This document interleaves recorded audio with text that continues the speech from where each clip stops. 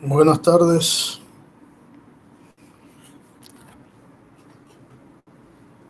Buenas tardes, profesor. Buenas tardes, profesor. Bueno, disculpen la demora, pero andaba haciendo una diligencia en el banco y se me complicó la mañana. Bien, vamos a comenzar eh, hoy y vamos a ver quién hace un resumen de lo que hemos hablado hasta ahora.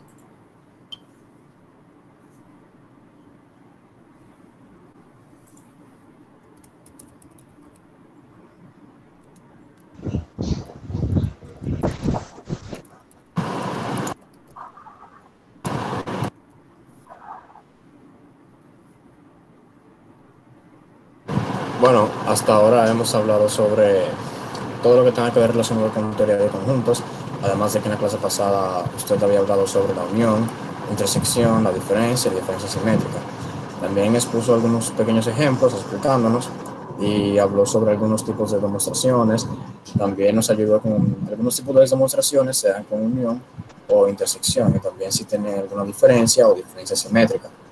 Además de que también nos explicó que la unión es la unión de todos los conjuntos que estén tanto en A como en, bueno, conjuntos no, elementos, que estén tanto en A y en B, y la diferencia es aquellos elementos que estén solo en A y que no pertenezcan a B, o sucesivamente que pertenezcan a B o que no pertenezcan a A, y que la intersección es los elementos que están repetidos en ambos conjuntos, sean en A o en B, y la diferencia simétrica ya es los elementos que estén solo en A y que estén solo en B, y así sucesivamente.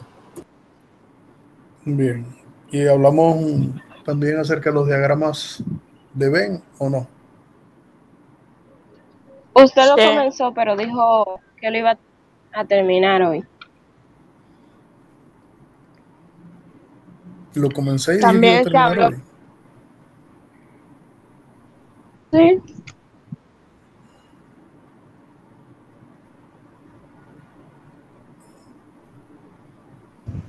No, profesor, no lo comenzó, usted lo dejó para hoy, eso de ahí para abajo. No, ok.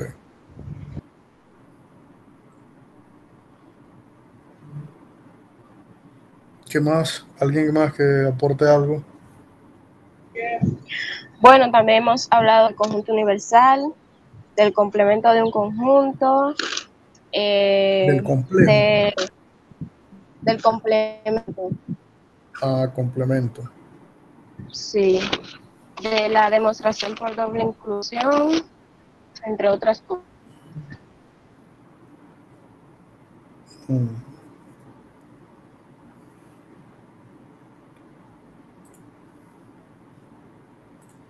Bueno, vamos a comenzar entonces la clase de hoy, tocando entonces el punto de lo que son los diagramas de Venn.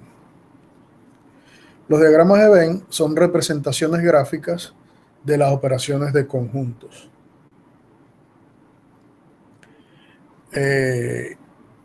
Y el diagrama lo que hace es dar una representación de qué significa cada una de las operaciones. Por ejemplo, para el caso de la unión, sería el gráfico donde está en azul.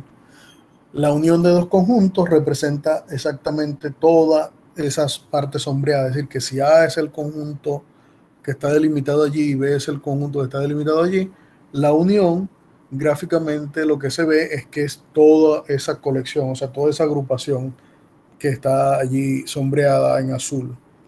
Y la intersección es exactamente solamente la parte que es común a ambos conjuntos, es decir, es los elementos que son comunes. Y cada vez que nosotros queramos representar una unión, tenemos que tener una idea de que la unión se representa como eso que está allí y que la intersección se representa en ese sentido. Es decir, esto nos permite dar una visualización más clara de lo que es la unión y la intersección. Al igual que para la unión y la intersección, también hay unos gráficos que tienen que ver con la diferencia y la diferencia simétrica. El que está en verde representa gráficamente lo que es la diferencia. La diferencia de A menos B es exactamente ¿qué cosa? Es el conjunto de todos los X, tales que X está en A y que X no pertenezca a B. Es decir, exactamente lo que está allí sombreado. Cada elemento que usted toque de ese conjunto verde satisface que él pertenece a, pero que no pertenece a B. Es decir, que la diferencia es como el conjunto menos la intersección que tenga con el otro conjunto. Y la diferencia simétrica sería la diferencia con respecto a ambos, tanto con A con B y como B con A. Y se representa en el diagrama que está en anaranjado, que se ve a la mano derecha. Entonces, los diagramas de Venn lo que nos permiten es visualizar o dar una representación gráfica de lo que son las uniones, intersecciones, diferencia y diferencia simétrica. O sea, con la intención de tener una idea más clara de lo que son esas operaciones de conjuntos que hemos ya definido anteriormente. ¿Entendido? Sí. Sí.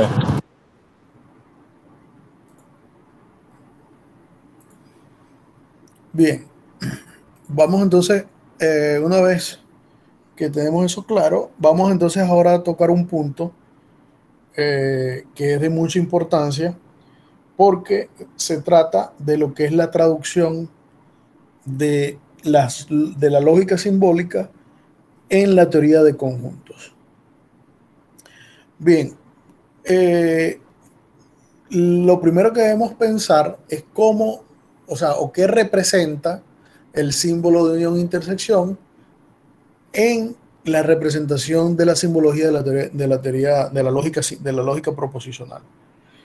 Bien, para ello vamos a empezar con esta pequeña tabla de estos tres primeros operaciones, las operaciones intersecciones, uniones y complementos. ¿Qué operador o qué conectivo lógico se le asocia a cada una de esas operaciones? Bien, el conectivo lógico que se le asocia a la intersección es ¿cuál? ¿Cuál es el operador que aparece? La conjunción. La conjunción. Y el que se le asocia a la unión es la disyunción. Es decir, que cada vez que yo esté referenciándome a la unión, en realidad estoy hablando de una disyunción de los dos conjuntos. Y cuando hablo de la intersección, estoy hablando de la conjunción. Y cuando hable del complemento de un conjunto, en realidad lo que estoy es mencionando a la negación de una proposición. Es decir, que yo puedo relacionar intersección con conjunción, unión con disyunción y complemento con negación. Ahora, ¿cómo utilizamos eso en la representación de la teoría de conjuntos? Bueno, esa representación la podemos escribirlo de la siguiente manera, con este cuadro que está acá. Si yo quiero decir que un elemento está en la intersección, en realidad la traducción lógica lo que me dice es que el elemento pertenece a A y pertenece a B. Si yo quiero decir que un elemento no pertenece a la intersección, lo que estoy comentando, lo que estoy queriendo decir es que el elemento está en A, no está en A o no está en B. Es decir, el conectivo de la conjunción para la intersección, cuando ustedes niegan, ¿qué es lo que pasa con las leyes de Morgan cuando se niegan los conectivos? Que se cambia el conectivo de disyunción a conjunción y viceversa. Que la disyunción pasa a ser una conjunción y que la conjunción pasa a ser una disyunción. Entonces, si para la intersección tenía una conjunción, si niego la intersección que diga que no esté, quiere decir que estoy negando, entonces pasa a una disyunción. Análogamente para la unión, para el complemento y para la diferencia. Es decir, esta tabla lo que nos da, nos muestra de qué manera están relacionados los conectivos lógicos con las operaciones en la teoría de conjuntos. ¿Entendido?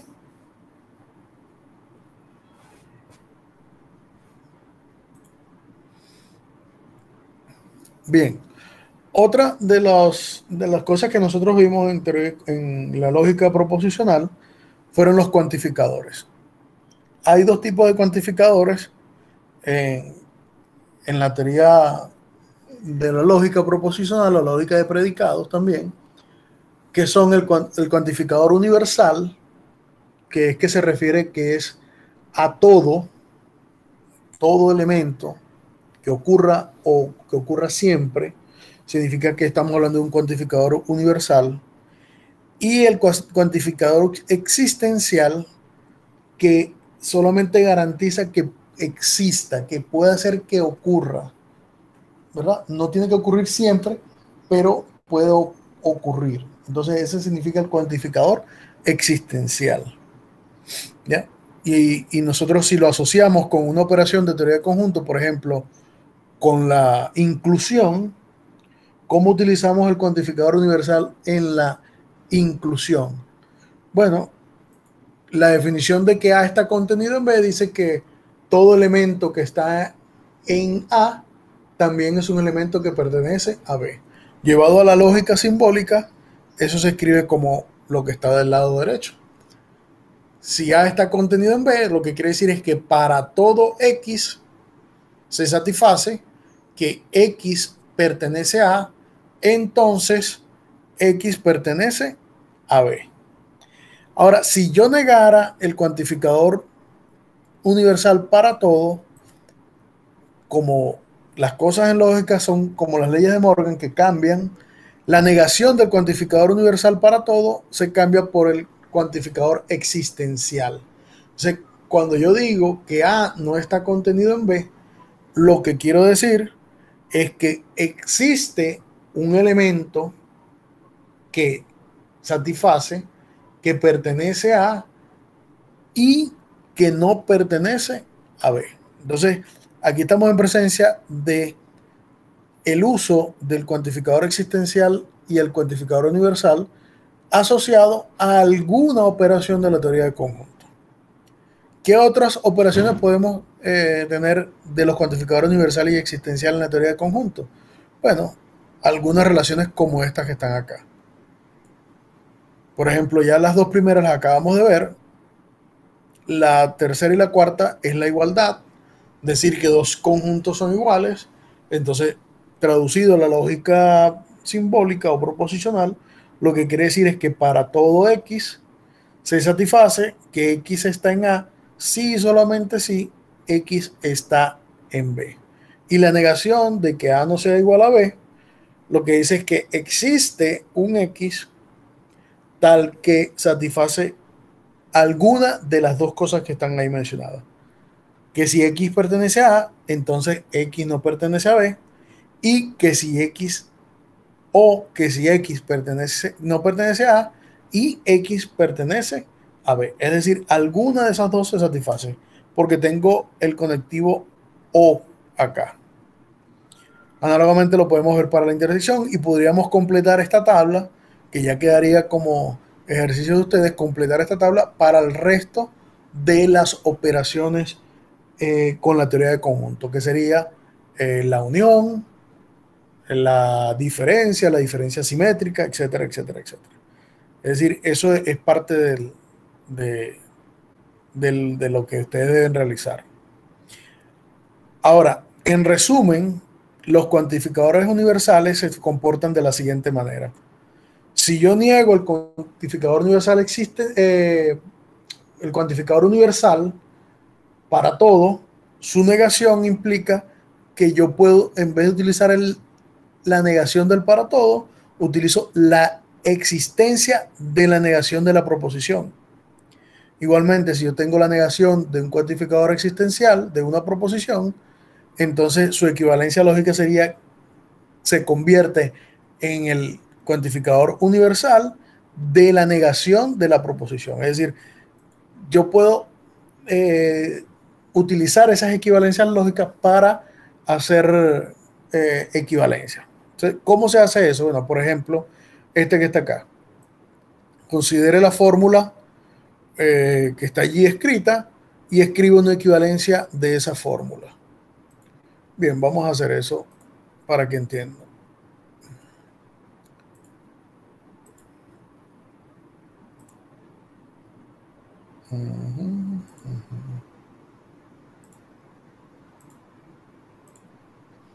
Ok, lo que me está pidiendo es que haga una equivalencia de esa fórmula que estaba allí, que decía, creo que decía, la negación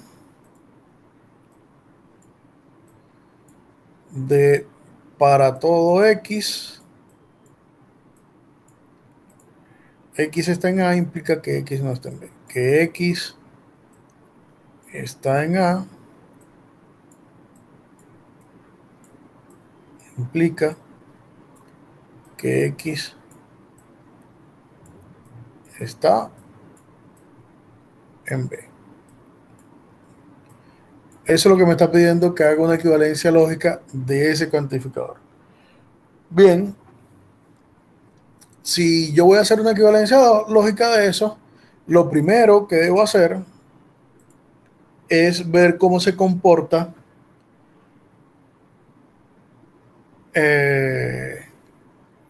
la negación del cuantificador universal. Como ya nosotros acabamos de ver, la negación de una proposición que tenga el cuantificador universal, eso es equivalente a escribir que existe un X que niega la proposición, de la negación de la proposición. Es decir, que existe un X en A e implica X en B. ¿Ya? Eso que está ahí. Ahora, nosotros deberíamos recordar de la teoría de la lógica proposicional algo que vimos allá y que vimos que era, y lo voy a escribir acá en este recuadro, que si usted tenía la negación de P implica Q, ¿a qué era equivalente la negación de P implica Q? A negación de P y Q. No, esto es equivalente, y lo probamos que era una tautología, a P A P y negación de Q, perdón. y negación de Q. Sí, P y negación de Q. ¿Ya? Entonces, esto que está acá es lo que vamos a utilizar ahora aquí. Entonces, esto que está acá es equivalente a decir que existe un X que cumple ¿qué cosa? Que X está en A, que sería P,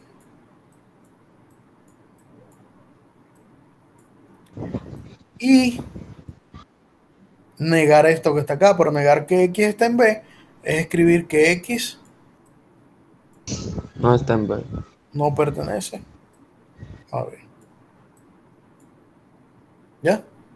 Entonces, aquí acabamos de mostrar de qué manera la fórmula que teníamos inicialmente es equivalente a otra fórmula, utilizando la lógica proposicional y las equivalencias lógicas de la teoría de conjunto. ¿Entendido?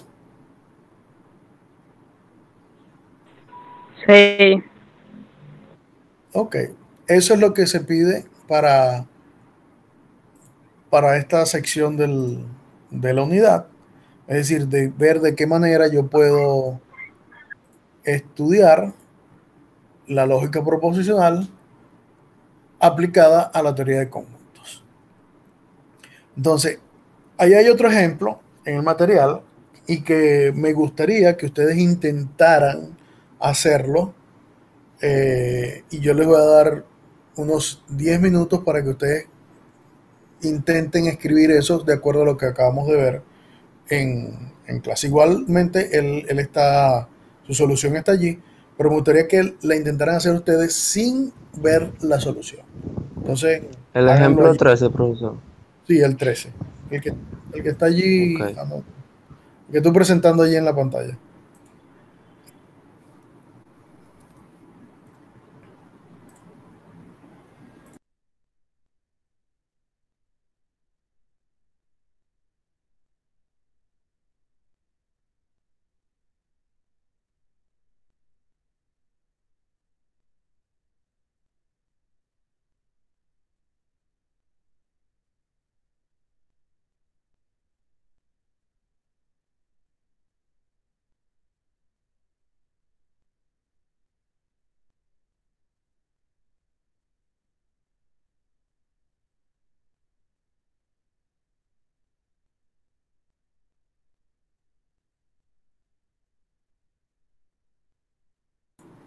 Ok, Alberto, vamos a darle unos minuticos a que los otros lo piensen un poco. Sí, de acuerdo.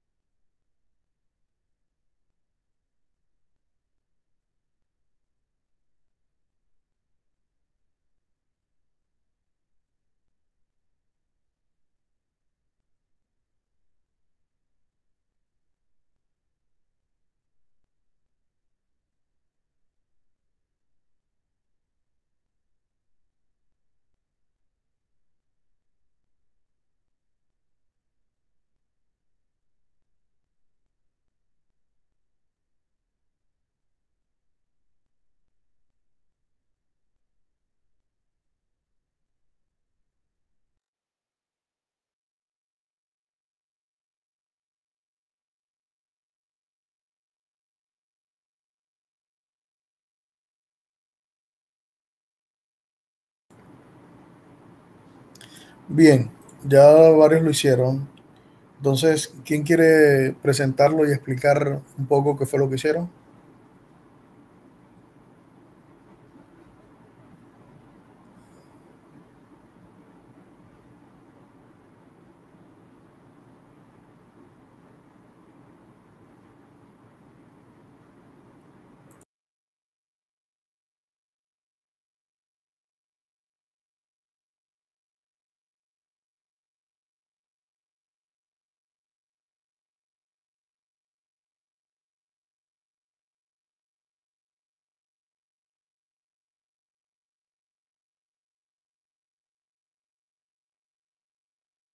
Entonces, ¿quién lo va a presentar? Alberto. Bueno, ya que nadie se anima, profesor.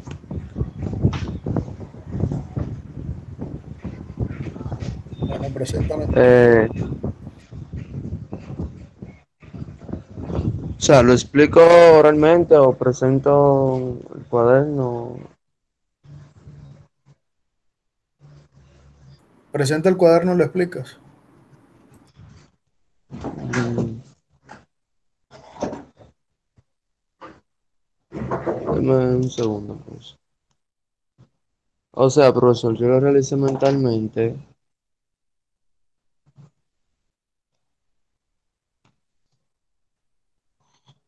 porque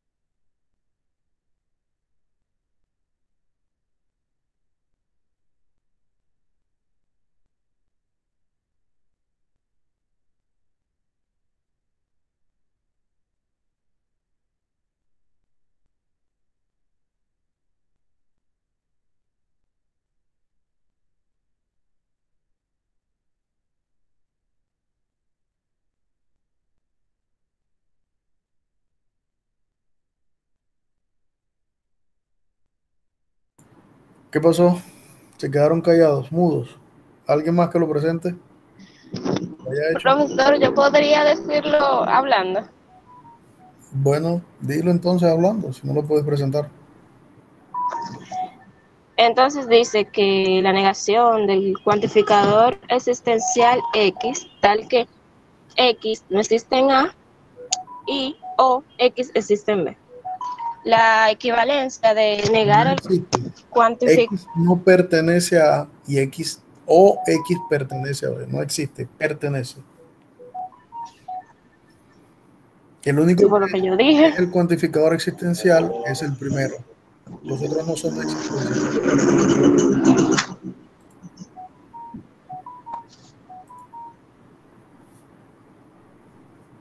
¿Qué sigue?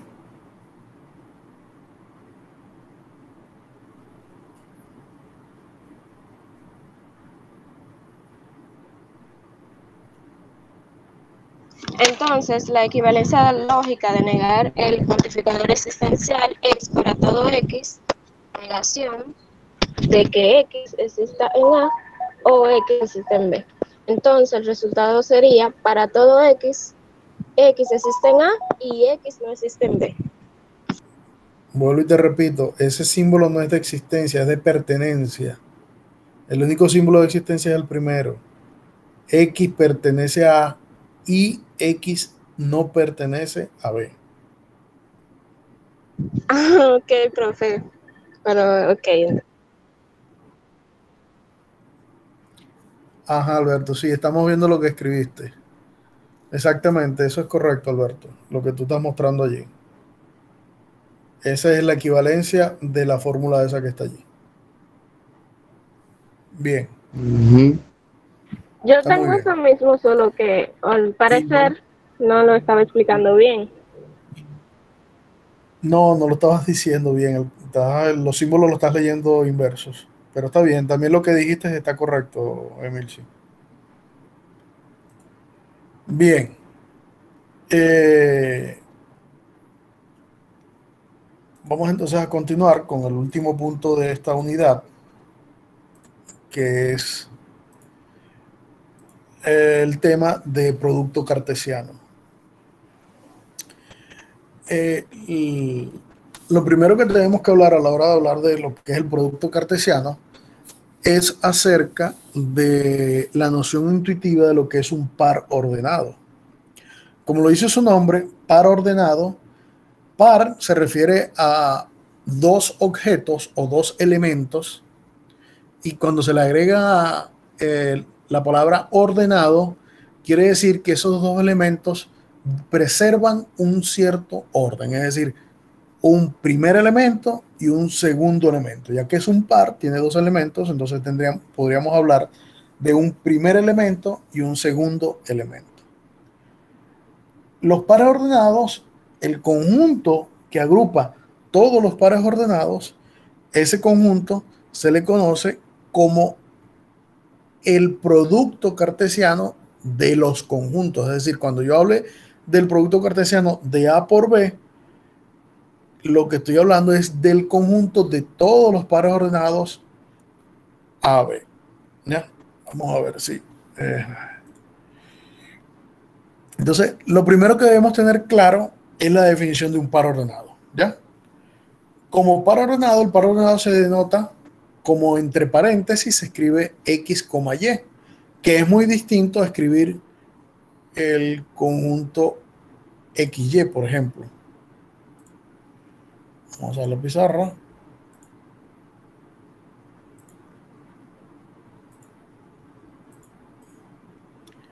Si ustedes tienen el par X, Y, estamos hablando primero que es un par y lo denotamos entre paréntesis y estamos diciendo que X es el primer elemento y Y es el segundo elemento. ¿Ya? Y el conjunto formado por X y Y es completamente distinto al par ordenado XY. ¿Por qué? Porque en los conjuntos no existe ordenación, es decir, escribir el conjunto XY o escribir el conjunto YX es exactamente lo mismo. Pero en cambio, escribir XY y escribir YX no es lo mismo. ¿Por qué? Porque el primer elemento de este par ordenado es X y el primer elemento de este par ordenado es Y. Para que estos sean iguales tendría que ser X y Y iguales, y eso no necesariamente ocurre en todos los casos. Ejemplo, el par ordenado 1, 2 es distinto al par ordenado 2, 1. ¿Ya? O sea, estos dos pares son completamente distintos porque sus primeros elementos no son iguales. Entonces es importante tener claro esa diferencia de igualdad entre pares ordenados.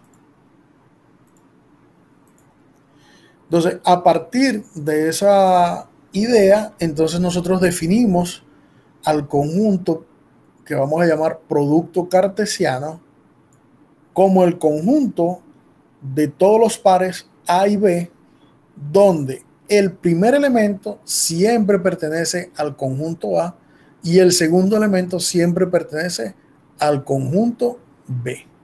¿Entendido? Yes.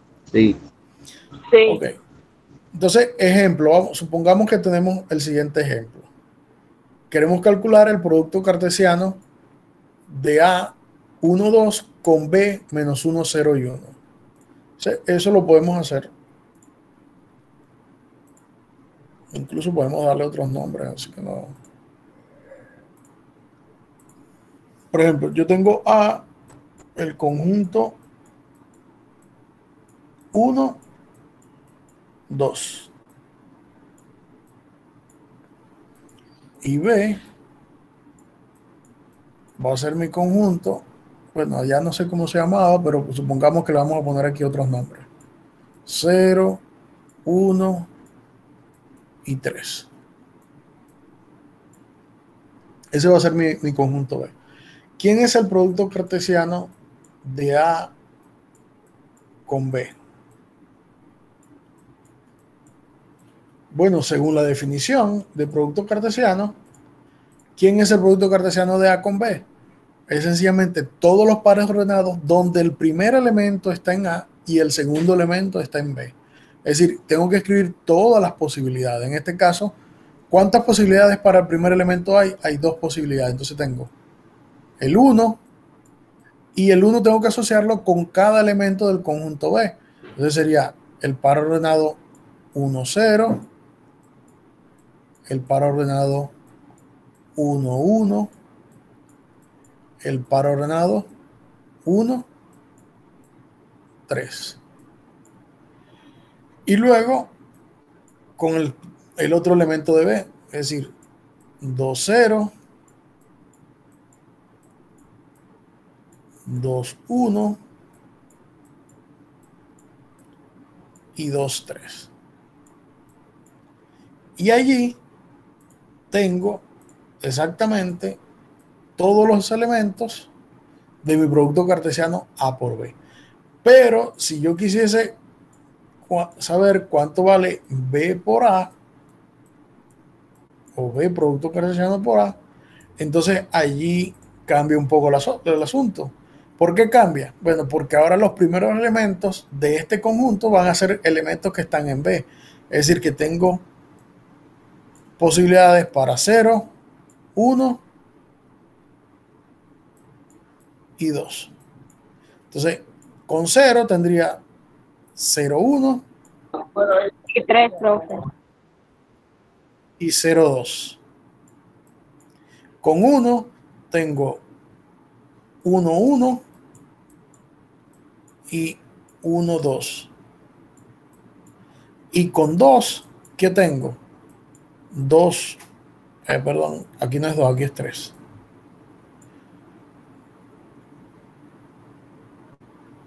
No sé cómo borrar aquí esto. Bueno, aquí sería 3, 1 y 3, 2. Como podemos ver, estos dos conjuntos no son ni iguales ni uno está contenido en el otro. Es decir, que esto que está acá, yo no puedo establecer una relación. ¿Entendido?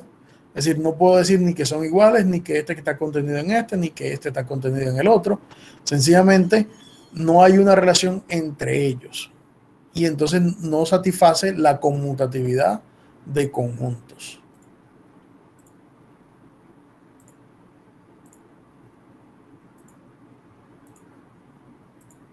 Entonces es importante aclarar eso.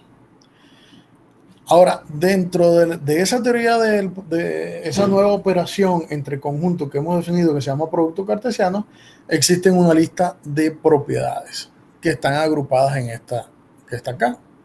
y las propiedades son esas que están allí. Que el producto cartesiano de A por el vacío es vacío, o sea, si yo tengo A y B dos conjuntos, el producto cartesiano de ellos con el vacío es exactamente el vacío. La segunda propiedad dice que si A y B son conjuntos que no son vacíos y A es igual a B, entonces en ese caso sí coincide que el producto cartesiano A por B es el mismo producto cartesiano B por A, porque sencillamente tengo el mismo conjunto. La tercera propiedad dice que si A y B son conjuntos no vacíos y tengo otra relación que A es igual a A' y B es igual a B', entonces el producto cartesiano de A por B es el mismo producto cartesiano de A' por B'. Y la última propiedad, que es como especie de una propiedad distributiva del producto cartesiano con respecto a la unión y con respecto a la intersección. Es decir, que estas dos propiedades la podríamos ver como el equivalente a una propiedad distributiva del producto cartesiano con respecto a la unión y con respecto a la intersección. La demostración de esas propiedades son las que quedan como ejercicio y son parte de lo que deben entregar con la práctica de esta unidad. Y por último, vamos a definir lo que es la definición de par ordenado según Kuratowski. Kuratowski fue un matemático que en un momento, estando estudiando la teoría de conjuntos y la lógica proposicional, dio una definición de equivalencia o equivalente a producto cartesiano utilizando la teoría de conjuntos. Y la definición de par ordenado de Kuratowski lo que dice es que XY es un par ordenado si XY se puede escribir como el conjunto que contiene a un elemento, a un singletón que está formado solamente por X y a un conjunto que tiene dos elementos, que es el conjunto de XY. Y no importa en el orden que yo los coloque, la definición, la importancia de Kuratowski es que si usted ve un conjunto definido de esa manera, allí automáticamente usted está asociando el par ordenado XY. ¿Por qué? Porque el conjunto que tenga un solo elemento será el primer elemento del par ordenado y el conjunto que contenga a los dos elementos entonces será el segundo elemento del par ordenado. ¿Ya? Entonces, esta definición de Kuratowski es sencillamente equivalente a la definición de par ordenado que nosotros hemos dado, de que están ordenados, y satisface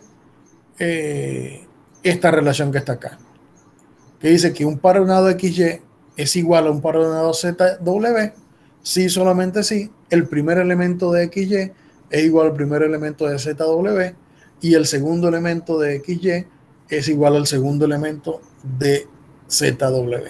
¿Ya? Este es un ejercicio, esta demostración es un ejercicio bastante interesante y que les va a servir de mucho para afianzar lo que es primero la definición de Kuratowski y segundo para poder entender muy bien lo que vamos a ver en la unidad número 3 que se llama relaciones y funciones. Entonces, bien, esto es todo lo que corresponde a esta unidad. O sea, hasta aquí llega la unidad. Ya no hay más material. Ya lo único que queda es pues hacer las evaluaciones correspondientes y entregar la práctica. Ahora vamos a hablar un poco de eso. Quedan 3 evaluaciones de esta unidad.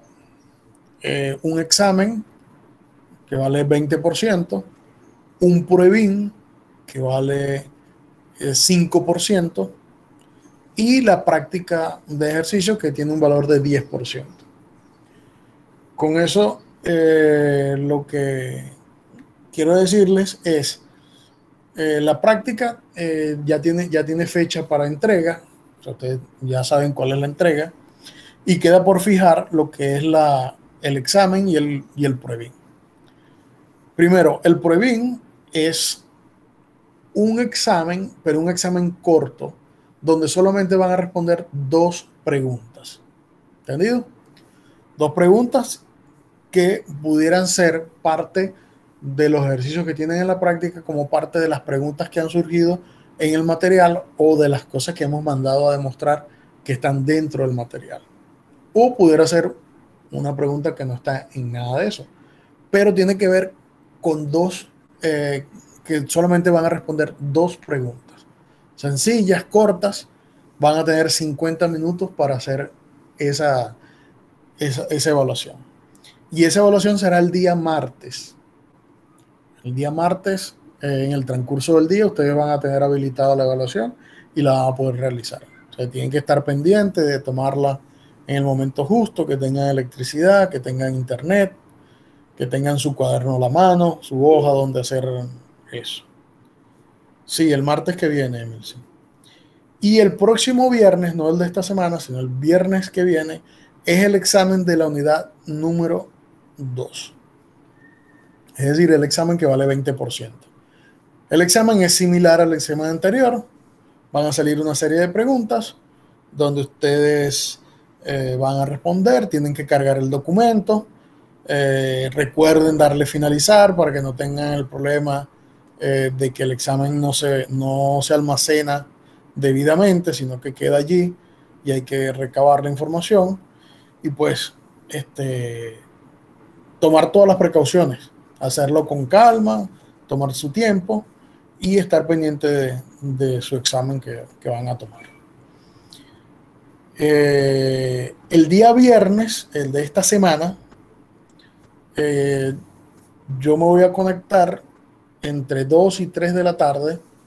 Voy a hacer la invitación para aclarar alguna duda que tengan acerca de los ejercicios de la tarea y los ejercicios evidentemente que van a estudiar para el examen. O sea, el día martes de 2 a 3 de la tarde yo voy a estar conectado para aclarar esas dudas y cualquier otra duda que ustedes tengan acerca de lo que hemos realizado hasta ahora. Entonces, bueno, creo que por hoy hemos terminado. Si tienen alguna pregunta ahora, pues la aclaramos. Profe, por aquí. Dime, Alberto. La nota del examen nos aparece, la del examen que tomamos, o todavía no. Sí, ya les debe aparecer. Pero yo creo que a mí no me aparece la nota del examen. Revisa de nuevo porque ya debe Déjame aparecer. revisar. Bueno, A la mayoría. Creo que a mí tampoco. grabación y